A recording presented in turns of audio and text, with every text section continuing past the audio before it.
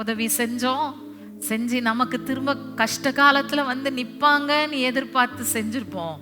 ஆனால் என்ன ஆயிடுச்சு, அவங்க போய் சுகமாக செட்டில் ஆனதான் மீதியே தவிர நம்மளை மறந்தே போயிட்டாங்க. நம்ம பக்கம் திரும்பியே பார்க்கல. ஆண்டவர் தான் திரும்பி பார்க்க விடாம வச்சிருக்கிறாரு. ஏன்னா அவங்க திரும்பி பார்த்தா அவர் பார்க்கிற பார்வை பாதியிலே கட்டாயிரும். மனுஷர் எப்பொழுதுமே வந்தாங்க நம்ம வாழ்க்கையிலனா, தேவன் நமக்காக வைத்திருக்கிற உயரங்களுக்கு அவங்க நம்மளை கொண்டு போகவே முடியாது.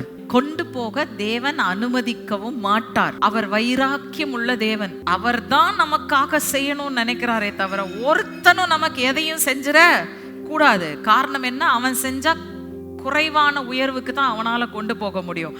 நான் செஞ்சேன்னா என் பிள்ளைகளை அவர்களுக்காக நான் ஏற்படுத்தி இருக்கிற உயரத்திற்கு நான் அவர்களை கொண்டு போய் நிலைநாட்டுவேன் என்று சொல்லி தேவன் விரும்புகிறார். யோசேப்புடைய வாழ்க்கையும் தான் நடந்துச்சு. நீங்க நம்ம வாழ்க்கையிலையும் தான் நடக்க போகுது. அல்லேலூயா.